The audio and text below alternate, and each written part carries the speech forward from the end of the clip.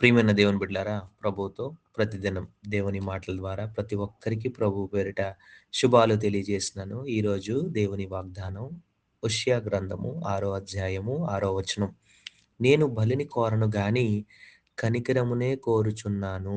దహన బలుల కంటే దేవుని గూర్చిన జ్ఞానము నాకిష్టమైనది. ప్రియమైన దేవుని బిడ్డలారా చూడండి, ప్రభువు నేను బలిని కోరను అంటే దేవుడు ఆరాధనని ఎప్పుడు కూడా తిరస్కరించడం లేదు. మొట్టమొదట మన జ్ఞాపకం రావాల్సిందేంటంటే, ప్రార్థనను గాని, ఆరాధన గాని తిరస్కరించడు. కానీ ఎప్పుడు తిరస్కరిస్తాడు? హృదయం లేని ఆరాధన చేసినప్పుడు తిరస్కరిస్తాడు. హృదయం లేని ఆచారాలను తిరస్కరిస్తాడు. హృదయంలోని ప్రేమనే తిరస్కరిస్తాడు. అంటే బలనేది బయట ప్రపంచంలో ప్రపంచానికి బాహ్యంగా జరిగేది. హృదయం లేకపోతే అది దేవునికి ఇష్టం కాదు. హృదయమే చాలా ఇంపార్టెంట్ దేవుడికి. అందుకే ఇజ్రాయేల్ ప్రజలను కూడా నీ హృదయము నాకొద్దు. అంటే బలిని నాకొద్దు. నీ హృదయంతో నువ్వు చేయలేని ఈ బలిని నాకొద్దు అని చాలా స్పష్టంగా చెప్పాడనమాట. అంటే ఏం కోరుకుంటున్నాడు ప్రభువు మన దగ్గర నుంచి అంటే, కనికరమునే కోరుచున్నాను. కనికరం అంటే నువ్వు ప్రేమతో స్పందించే హృదయం. ఇతరుల బాధను కూడా నువ్వు ప్రేమగా స్పందించి, నువ్వు అనుభవించే మనస్సు నీకున్నప్పుడు కనికరమునే కోరుకుంటున్నాడనమాట. దేవుడు అడుగుతున్నది నువ్వు ఎంతిచ్చావని కాదు, ఎలా ప్రేమించావనేది.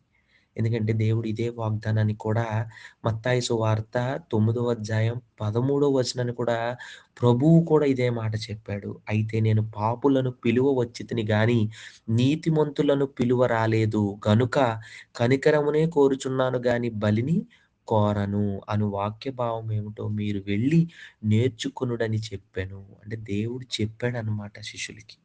చూడండి, ఇది దేవుని శాశ్వత హృదయం.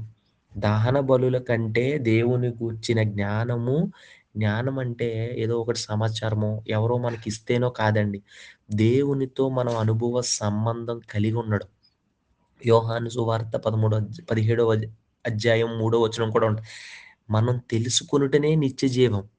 మనం ఆయన్ని తెలుసుకున్నప్పుడే మనకి నిత్య జీవం వస్తదనమాట. అది తెలుసుకోలేనప్పుడు మనం ఎప్పుడూ కూడా అదుండదు. ఎందుకంటే అద్వితీయ సత్యదేవుడు అయిన నిన్నును నీవు పంపిన యేసుక్రీస్తుని ఎరుగుటయే నిత్య జీవము అనుంటది. అంటే మన చేతి పనులు కాదు, మన హృదయ పరిచయం అనేది చాలా ఇంపార్టెంట్. అసలు సమస్య ఏంటంటే ఇజ్రాయేలీలు బలులర్పించారు. పండగలు పాటించారు. కానీ దేవుడిని తెలీదనమాట. ప్రతి బలిని తీసుకువెళ్ళి పాపం చేసిన ప్రతి పనికి కూడా బలులర్పించేశారు గానీ, నేను మారాలి, నా హృదయంలో దేవుడున్నాడు, నా హృదయంలో దేవునితో సంబంధం కలిగి ఉన్నదని మాత్రం ఎప్పుడూ కూడా చేయలేదు. అందుకే దేవుడు నీ బలులు నాకొద్దు, హృదయం లేని బలి, హృదయం లేని ఆరాధన, హృదయం లేని ప్రార్థన నాకొద్దు అని దేవుడు దాన్ని వద్దు అని అన్నాడనమాట. ప్రియమైన దేవుని బిడ్డలారా, మన ఆచారాలను కాదు, దేవుడి ఆచారాల్ని మనం అనుకుని, మన హృదయంలో దేవుడి ఆచారాల్ని, దేవుడు ఇచ్చిన ఆజ్ఞల్ని పాటించాలి. ఆయనను తెలుసుకొనుటే నిజమైన ఆరాధన. ప్రియమైన దేవుని బిడ్డలారా, మనం తెలుసుకుందాం. బలిగా అర్పించే మన హృదయాన్ని, మన కోసం బలిగా అర్పించిన ప్రభువుని తెలుసుకుందాం. ప్రభువు మాటను తెలుసుకుందాం. ప్రభువులో జీవిద్దాం. ప్రభువుతో నడుద్దాం. ప్రభువు కొద్ది మాటల్ని మనల్ని, మన కుటుంబాల్ని దీవించి ఆశీర్వదించును గాక. ఆమేన్. చిన్న ప్రార్థన చేసుకుందాం. పరిశుద్ధుడా, మమ్మల్ని మిక్కిలిగా ప్రేమించిన మా ప్రియ పరలోకమందున్న మా తండ్రి, ప్రభువా, మేము ఆచారాలతో ఉన్న మా హృదయాల్ని ప్రభువా, మీరు మా కోసం బలిగా అర్పించిన హృదయంతో మాతో ప్రతిరోజు మాట్లాడిన ప్రభువా, నీకే వందనాలు, స్తోత్రాలు. ప్రతిరోజు మాట్లాడుతున్నావు ప్రభువా, మాలో హృదయంలో ప్రార్థన శక్తిని దయచేయండి ప్రభువా. ప్రతి ఒక్కరిని ప్రేమించే మనస్సును మాకివ్వండి ప్రభువా. నిజంగా తెలుసుకునే హృదయాన్ని మాకివ్వండి ప్రభువా.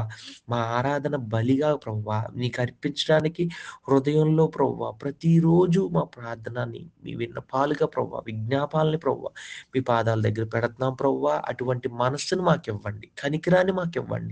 ప్రభువా, మా హృదయాల్ని ప్రభువా పరిశుద్ధపరచండి ప్రభువా. మాలో ఏ పాపమున్నా అవన్నీ మీరు క్షమించండి తండ్రి. ప్రతిరోజు ప్రతి బిడ్డని మీ చేతులతో ప్రభువా చిక్కుకున్న ప్రభువా అటువంటి బిడ్డలను మీరు దీవించండి, ఆశీర్వదించండి. బలిగా అర్పించే మా హృదయాల్ని నీ కోసం ప్రభువా మారడానికి, మా మారు మనస్సులన్నీ కూడా ప్రభువా మారడానికి, నడవడానికి సిద్ధపరిచి మమ్మల్ని మీ రీతిలో నడిపిస్తారని యేసయ్య నామములో ప్రార్థించి వేడుకుంటున్నాం తండ్రి. Amen. God bless you all.